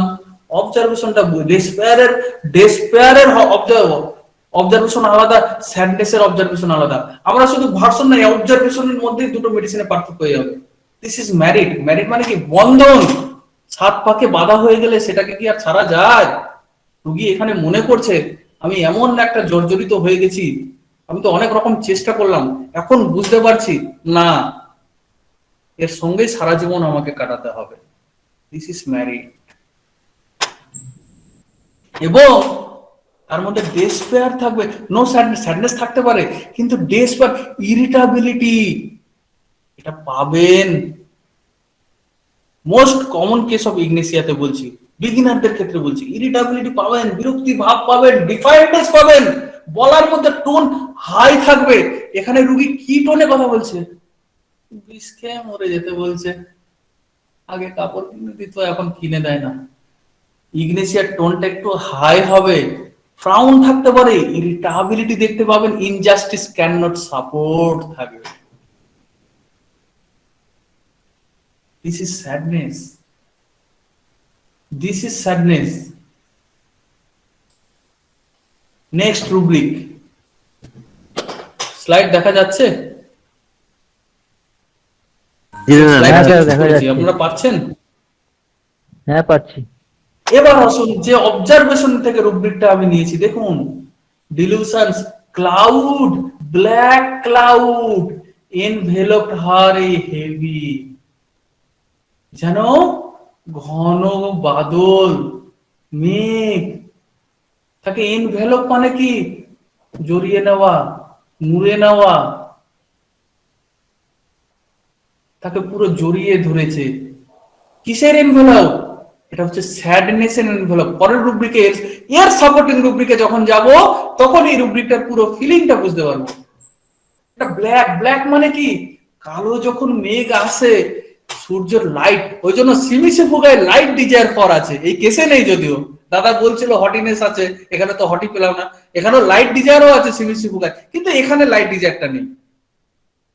সিমিসি ফুগা লাইট ডিজায়ার চায়, যখন কালো মেঘ এসে সেই সূর্যের মধ্যে সামনে দাঁড়িয়ে পড়ে, পুরো জায়গাটা অন্ধকার হয়ে যায়, সেটা তার ক্ষেত্রে মেনে নিতে পারে না, সে দুঃখতে চলে যায়, সে কষ্ট ভোগ করতে চলে যায়। তখন সে মনে মনে লাইট ডিজায়ার চায়, একটু যদি আলো পেতাম, একটু যদি সূর্যের আলো পেতাম। মেঘ তো অনেক রকম হয়, সাদাও হয়, নীল আকাশ, মেঘ সাদা এবং কালো হয়, কিন্তু কালো মেঘ যখন হয় পুরো জায়গাটা অন্ধকার, তার জীবন অন্ধকারচ্ছন্ন হয়ে গেছে। এই কালো মেঘ, কে এই কালো মেঘ? ব্ল্যাক। দেখুন যেখান দিয়ে লোকটা হেঁটে যাচ্ছে, তার কালো মেঘ সবসময় তার সাথে আছে। আমার তো বিয়ে হয়ে গেছে, আমি বাপের বাড়ি থাকি, মাসির বাড়ি থাকি, শ্বশুর বাড়ি থাকি, কিন্তু আমার স্বামী তো ডিসেপশন করেছে, এটা তো সত্তাটা তো চেঞ্জ হবে না। এই ব্ল্যাক ক্লাউড তো আমার সঙ্গে আছে, আমাকে জড়িয়ে ধরেছে এই সত্তাটা, এটাকে তো আমি ছেড়ে দিতে পারবো না। এবং এই রুব্রিকটা not a personal rubric, it is a observatory rubric, also it is a supporting rubric. যদি প্রেজেন্টেশনটা রুগীর সেই স্যাডনেসটা আপনারা দেখতে পান, যে ভাবে সে বলছে, বলছে না, দেখুন এখানে কোনো অ্যাঙ্গার নেই, সেখানে কোনো ইরিটাবিলিটি নেই, দুঃখের সাথে কিন্তু বসে আছে। দেখুন কিভাবে প্রেজেন্ট করছে, মনে হচ্ছে যেন তাকে কোনো একটা ঘন কুয়াশা জড়িয়ে ধরেছে। আমরা তো অনেক সাহিত্য পড়ি, অনেক নাটক পড়ি, অনেক সিরিয়াল দেখি, সিনেমা দেখি, সেখানে তো ইমোশন গুলো ভালো দেখতে পাই, বুঝতে পারি, ভালো লাগে, কিন্তু একটা কেসের মধ্যে কেন ধরতে পারি না? কেসের প্রেজেন্টেশনটা দেখুন না, আবার বললে আবার দেখাবো, কিভাবে প্রথম থেকে লাস্ট অব্দি বসে সে কথাগুলো বলছে, যেন একটা ঘন মেঘের ছায়ার মধ্যে সে জড়িয়ে গেছে। কেন আমি 1,500-2,000 টাকা ফি নেব না? এত পরিশ্রম করছি, বলবেন নৈতিকতার বিরুদ্ধে কাজ করছি? সেবা আমিও করি, পয়সা দিতে না পারলে পয়সা দেবেন না, দরকার নেই চিকিৎসা করার, আমি ফ্রিতে করব এবং মন খুলে করব, কিন্তু যেখানে পয়সা দিতে পারবেন আমার ন্যায্য ফি দিতে হবে। এটা হোমিওপ্যাথির উন্নতির জন্য। সে রোগী আবার এসছে আমার কাছে চিকিৎসা করে, তার ফল আমি দিয়ে দিয়েছি। সে আজকে পিজিতে যেত, পিজি হতো না, গাইনির কাছে যেত, 10,000, 15,000, 20,000 ওই গরিব মানুষটাই খরচা করতো, সেখানে হয়তো 1,500, 2,000 তার কাজ হয়ে গেছে। আমরা নেব না কেন? কনফিডেন্স বাড়ান, পড়াশোনা করুন, 5 ঘন্টা 6 ঘন্টা করে রেগুলার করুন, আপনারাও নিতে পারবেন। রুগী হারিয়ে যাবে, কোয়ালিটি রুগী আসবে। আর গরিব মানুষকে বলা আছে আমার এখানে ফ্রিতে ট্রিটমেন্ট হয়, আমি সারাদিন অনেক গরিব পেশেন্ট দেখি। তো এই যে ক্লাউড, ব্ল্যাক ক্লাউড এনভেলপ আর এ হেভি, কালো মেঘ তাকে যেন ছড়িয়ে আছে, তাকে ঘিরে আছে, তার কোটা প্রেজেন্টেশন। আমি তাকে বললাম না আমার রুগী ধরা হয়ে, এটা অবজারভেটরি রুব্রিক, এটার কোনো ভার্সন নেই, এটা জাস্ট পুরো যতক্ষণ আপনি 8 ঘন্টা, 1 ঘন্টা, 1.5 ঘন্টা কেস টেকিং করবেন, এই ব্ল্যাক ক্লাউডটা সবসময় তার মধ্যে থাকবে। আমি বললাম না আমি কেস ধরে নিয়েছি, আমি এবার রুগীকে সরানোর চেষ্টা করছি, রুগী সরছে কিনা দেখি, রুবি কিন্তু সরেনি। এই স্যাডনেসটা প্রথমেও ছিল, লাস্ট অবধিও ছিল, টোটাল কেসটাতে স্যাডনেস তার দেখতে পাচ্ছি। তার মানে কি পুরোটাই সে মেঘাচ্ছন্ন হয়ে আছে। শুধু আমার কাছে নয়, বাইরে গেলেও তাই, বাড়িতে গেলেও তাই, শ্বশুর বাড়িতেও তাই, মাসির বাড়িতেও তাই, পিজি হসপিটাল গেলেও তাই। এই যে ব্ল্যাক ক্লাউড যেটা তার সঙ্গে ঘটেছে, তার ফেসের মধ্যে এটা সব সময় জড়িয়ে আছে। এখান থেকে সে বেরোতে পারছে না। This is also engage in war, একটার সঙ্গে একটা কানেক্টেড। ওই জন্য আমি হয়তো রুব্রিকের এক্সপ্লেনেশন আপনাকে ভালো করে দিতে পারবো না, দিলে ওটা একটা ফিলিংসে চলে গেল। আমি টোটাল কেসটা বুঝিয়ে দিতে পারবো। এটাও এনগেজ ইন ওয়্যার, ওই সেই কালো ব্ল্যাক ক্লাউডের মধ্যে সে জড়িয়ে আছে, যেখান থেকে সে বেরোতে পারছে না। এটাও এনগেজ, এরও supporting rubric engage in war. Delusion, clouds, black cloud, envelope for a heavy, তাকে এনভেলপ করে আছে। এনভেলপ দিই তো আমরা মুড়ে দিই কোনো জিনিস কাউকে দিতে গেলে, এনভেলপের মধ্যে ঢুকিয়ে দিই। কালো মেঘ তাকে ছেয়ে ধরে আছে, এখান থেকে সে বেরোতে পারছে না। This is also engage in wire. প্রথমেও তাই ছিল, শেষেও তাই ছিল। দ্বিতীয় ভিডিওতে কিন্তু নেই, আবার দেখাবো দ্বিতীয় ভিডিওটা, আবার দেখবেন কতটা চেঞ্জ। আমরা অবজারভেশনের উপরে জোর দিই বেশি। তারপরে হাউ, কিভাবে বললো, কিভাবে বললো এটাকে মাথায় দিতে হবে। কি বললো সেটা নয়, কিভাবে বললো। Next rubric, last rubric, sitting inclination to sit, wrap জড়িয়ে আছে in deep sad thoughts and notice nothing as if. দেখুন কিভাবে বসে আছে, এত কিছু হচ্ছে, এত কিছু হয়ে যাচ্ছে। 40,000 টাকা নিয়েছে না বিয়ের সময়, শ্বশুর শাশুড়ি আমার ভালো না। দেখুন সব কটা ফিলিংস এখন ঢুকবে এই রুব্রিক গুলোর মধ্যে। কি করব, কিছুই নোটিস করছে না, এত কিছু করছে তাও না নোটিস না করে তাকে থাকতে হচ্ছে। র‍্যাপ শুধু স্যাড নয়, পুরো র‍্যাপ করে রেখেছে, পুরো জড়িয়ে ধরেছে একদম তাকে, তার এই ডিসেপশনটা, যেটা থেকে সে বেরোতে পারছে না। Encaged in wire, encaged in wire, wrap করে রেখেছে, পেঁচিয়ে রেখেছে, জড়িয়ে রেখেছে। কি জড়িয়ে রেখেছে? তার স্যাডনেস, তার দুঃখ। পুরো কেসটাতে আমি তাই পেয়েছি। একটু যদি ইরিটেবিলিটিতে যেত কেস, আমি সিমি শিবুকা ছেড়ে দিতাম। একটু যদি অ্যাঙ্গারে যেত, আমি সিমি শিবুকা হয়তো ছেড়ে দিতাম। অ্যাঙ্গারেও সিমি শিবুকা অনেক সাব রুব্রিকে আছে, দেখতাম যেখানে আছে কিনা, কিন্তু পাইনি। আমি শুধু পেয়েছি তার সেই মুখটা পুরো দুঃখে ভরা। কিভাবে বলছে, স্বামী বলছে বিষ খেয়ে মরে যা তুই। স্যাডনেস, র‍্যাপ, পুরো মুখটা ক্লাউড, পুরো তাকে মেঘাচ্ছন্ন করে ধরে আছে। আমার সামনেও যা, বাইরেও তা, সব জায়গায় তা, সেখান থেকে সে বেরোতে পারছে না। এটাও এনকেজড ইন ওয়্যার, সে জড়িয়ে গেছে এই দুঃখের সাথে, কারণ তাকে পেঁচিয়ে ধরে রেখেছে, র‍্যাপ করে দিয়েছে। স্যাডনেস, দুঃখ, ডিসেপশন হওয়ার পর যে দুঃখটা সে পেয়েছে, এখানে ইরিটেবিলিটিও আসেনি, এখন এগুলো পরের স্টেজে হয়তো আসবে, তখন হয়তো অন্য কিছু ভাববো। ইরিটেবিলিটি, অ্যাঙ্গার, মোরোস, বিটারনেস, কোলোসিন তো চলে যেতে পারে, কিন্তু সেগুলো পরে। এখন কোথায় শুরু হচ্ছে? সিমি শিবুকা এখন আছে ফার্স্ট স্টেজে, তার বৈবাহিক জীবনের ফার্স্ট স্টেজে আছে। সে আশা করেনি এরকম তার সাথে ঘটবে। এখন সে দুঃখের মধ্যে আছে, পুরো দুঃখের চাদর তাকে জড়িয়ে রেখেছে। চুপচাপ বসে বসে বলেছে লাস্টে, এটা যদিও পেশেন্টের ডিরেক্ট ভার্সন হয়ে গেল, কিন্তু ফিলিং এটা ছিল বলে নিয়েছি, পেশেন্ট বলেছে বলে নিইনি।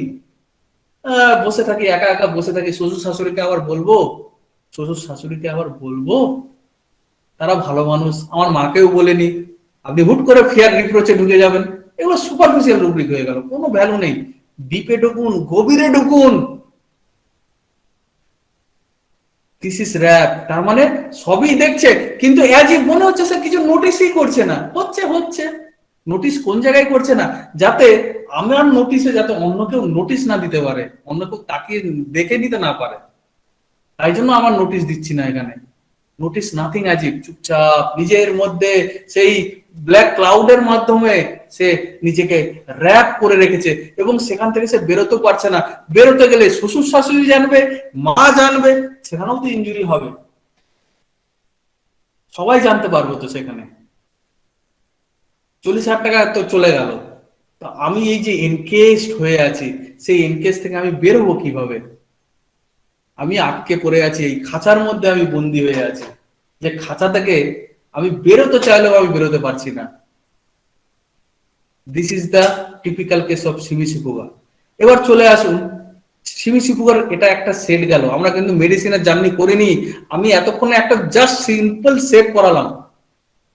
সিমি সিফুগার একটা রুব্রিক আছে, delusion rat running under the chair, delusion mice, delusion শিপসিং, শিপ মানে হচ্ছে গাধা ভেড়া। এই কেসটাই আমরা বেলোডোনা দিয়ে দিই, মানে এই ধরনের কেস। আমি যেটা বলবো এখন, ওটা বেলোডোনা নয়, এটা ভেবে দেখুন ওটা সিমি সিফুগা ছিল। কিরকম? 4 মাস 6 মাস 7 মাস ধরে পিরিয়ড হয়নি, 2 বছর ধরে বাচ্চা হচ্ছে না, আমি কোথায় হয়েছিল, ও ইটস ওকে, আরে চলতা হ্যায় ইয়ার, কি আছে, বিয়ে হয়েছে, আস্তে আস্তে বাচ্চা নেবো, পিরিয়ড ঠিকঠাক হতো না, ডাক্তার ফাক্তার দেখায়নি, কিন্তু ডাক্তার 6 মাস ধরে ট্রাই করছি, বাচ্চা আর আসছে না। এবার আস্তে আস্তে সে স্যাড ক্লাউডে ঢুকবে।